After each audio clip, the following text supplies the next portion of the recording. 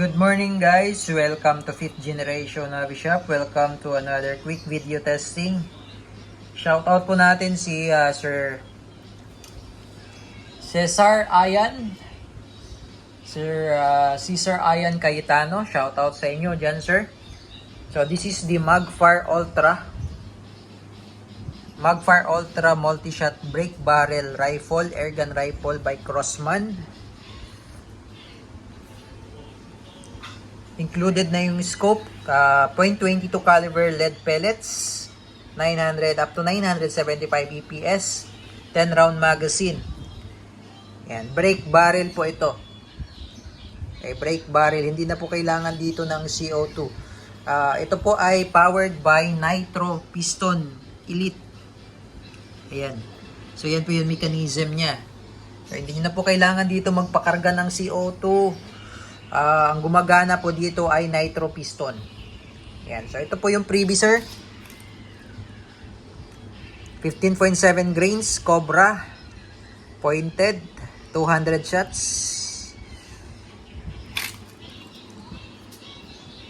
Ayan. So, again, this is the Magfire Ultra Multi-Shot Break Barrel. Ito po yung may magazine na version by Crossman. So, buksan natin.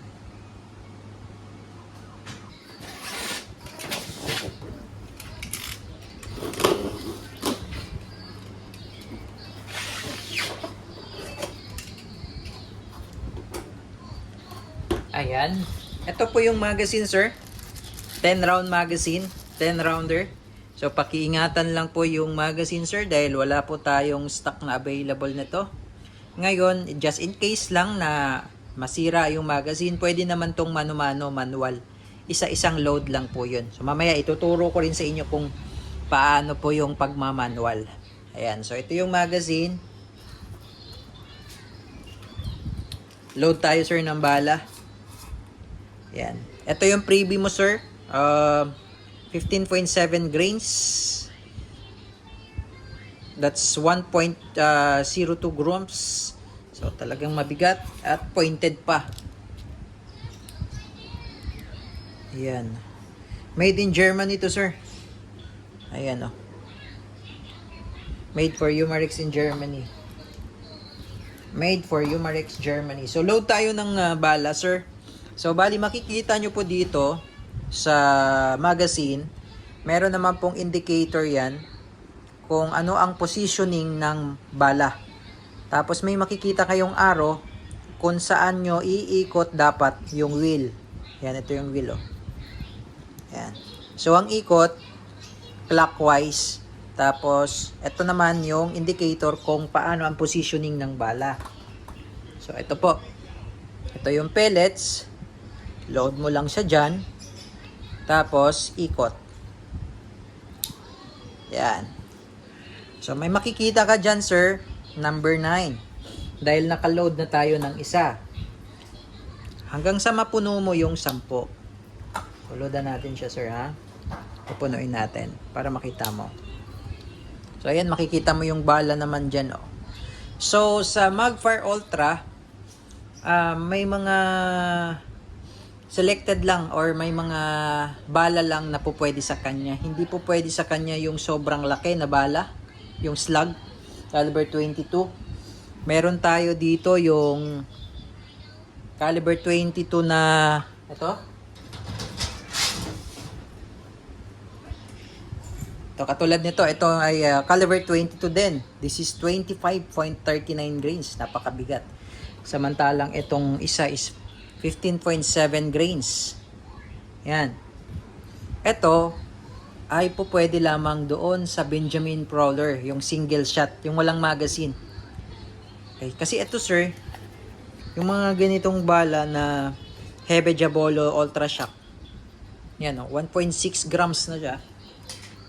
Malapad na kasi yan. At, mahaba at mataba. Ayan, so, hindi siya papasok sa magazine. Ayan. So, hindi siya papasok kasi mahaba. Hindi mo siya maiikot. Pero, po pwede siya kung, isang putok lang. Pwede mo siyang i-load dun sa barrel. Pag manual. hindi mo gagamitin yung magazine, po pwede siya. Nga lang, isususok-sok mo siya doon sa barrel. So, yun po yung ibig kong sabihin. So, pag bibili kayo ng bala, make sure na mas maganda, ganito lang din, yung mga standard size lang na caliber 22 at dapat yung mga imported po. Hindi rin po papasok dito yung mga local brand na pellet.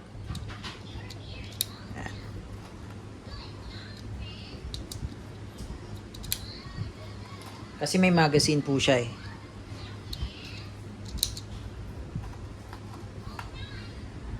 Yung sa Benjamin Prowler, yun po yung single shot na kada bali mo, lagay ng bala, bali, lagay. Ito kasi may magazine.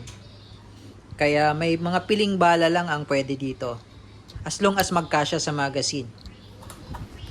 Ayan. Katulad nito sir, 1. So isang bala na lang ang po pwede. Ayan. Isang bala na lang ang po pwede nating ilagay. Ayan. Pag 0 na, hindi mo na pwedeng lagyan to. Kasi itong space na to, ito yung ilo-load natin doon. Yung space na to. Papasok siya doon eh. Okay? Pakita ko lang din sir yung scope. Ito naman po yung scope na kasama sa package.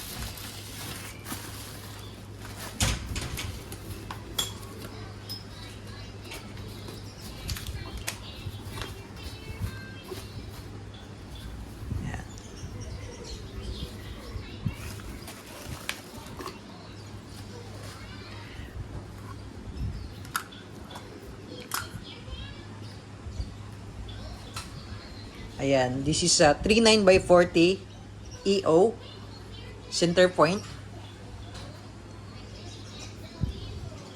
Ito yung scope na, ito yung adjuster ng windage, adjuster ng elevation. Ito naman yung optical zoom. Yan, tapos ito naman yung adjuster dun sa yards. So, up to infinite pala siya. Oh. So, lagay lang natin sa 15 yards. Ayan yung scope na included. So, kayo po ang magsisiro nito, sir. Depende sa distance ng inyong target. So, ito lang po yung adjust nyo. Ito po yung left and right. Then, ito naman po yung up and down. Left and right, ito po yung windage. Up and down, ito naman po yung elevation. Tapos adjust nyo lang kung gaano kalayo yung target. Halimbawa, nasa 25 yards, 50 yards, 75 yards, malayo na yan eh. So, sabihin natin mga 25 yards lang, 15 yards. Tapos, ito naman yung zoom. 9 times zoom yan. Yan, kaya siya 39x40. 9 times zoom.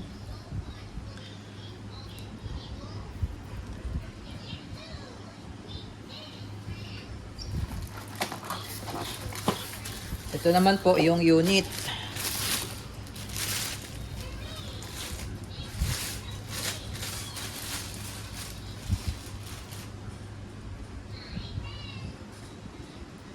Ayan, si Crossman meron siyang quiet fire technology. Ito yung kanyang, kung mapapansin nyo yung kanyang barrel, mataba. Kasi built-in suppressor, built-in silencer na siya. So si Crossman Magpar hindi siya maingay pero malakas. Yan, meron siyang sabitan ng sling. Ay, ito po yung iron sight. Adjustable din yung iron sight, windage and elevation. Sa front, naka-fix. Ito po yung rail mount para sa scope. Ito naman po yung trigger safety. Ito yung safety. So yan, naka-safe po yan.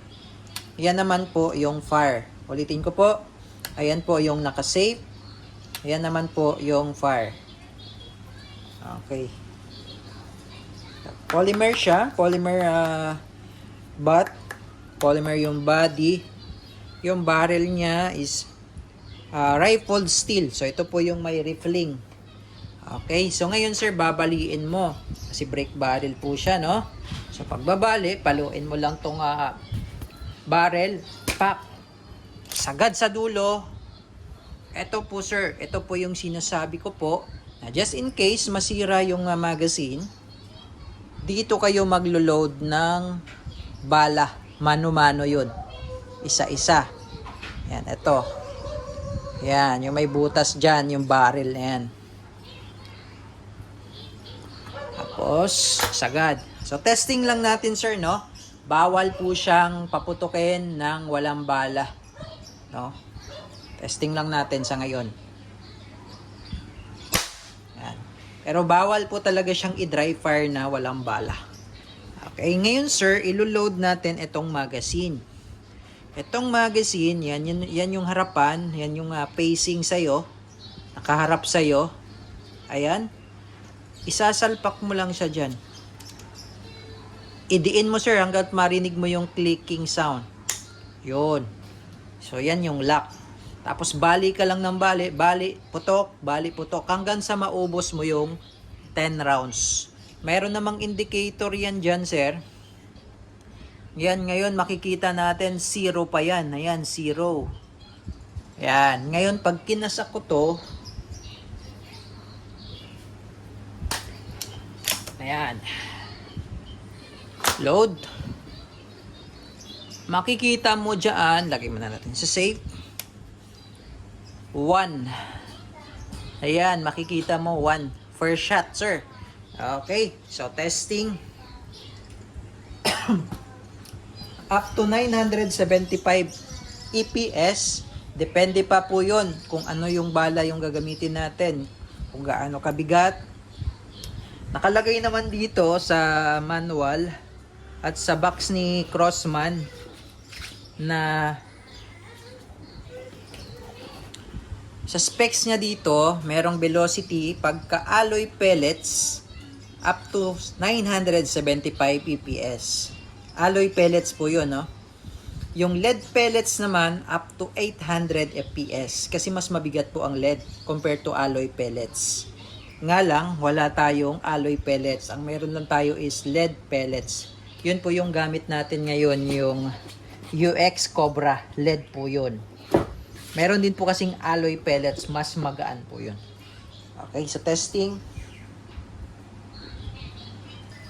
Sir, testing natin dito sa lata ng Century. Ito yung ulam ko kanina. Tingnan natin. I'm sure naman true intro to eh. Wala kang butas-butas yan, sir. Okay, testing tayo, sir. Nakakasan na to, no?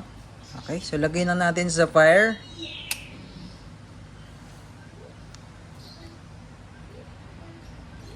Ang gagamitin lang muna natin, sir, yung iron sight dahil hindi pa po nakasiro ang scope. Okay, so firing.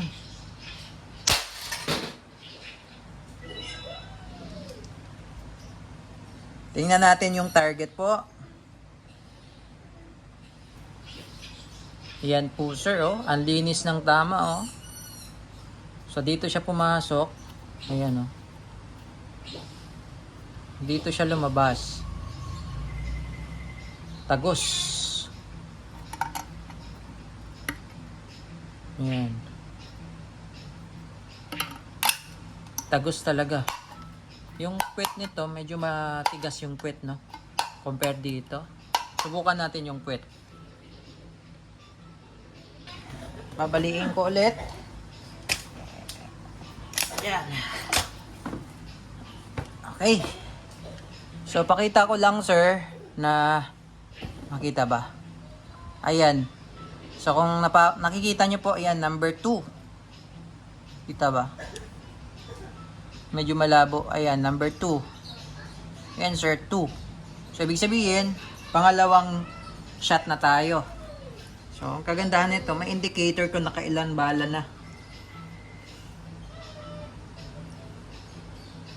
Firing.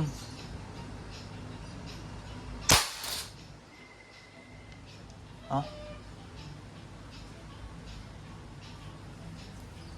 Tingnan natin, sir.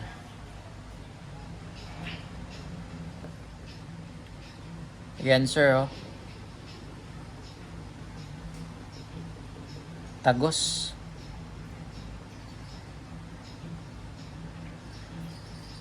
Diba? So yung steel plate sir, subukan natin yung steel plate.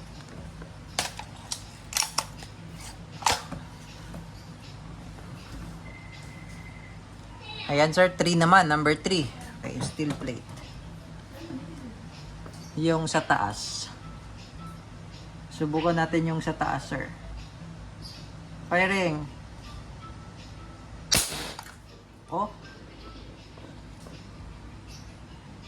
Nawasak.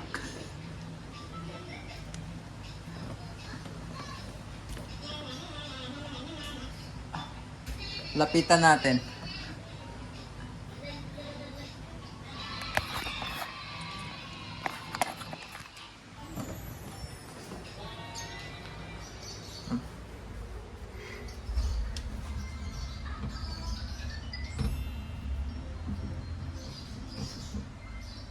Muntikan na siyang hindi pala, kala ko nabutas. Iba pala to. Ayun. Matigas to sir, bakal talaga to eh. Pero yung papel no, nawasak. Kawasak-wasak. Ayan.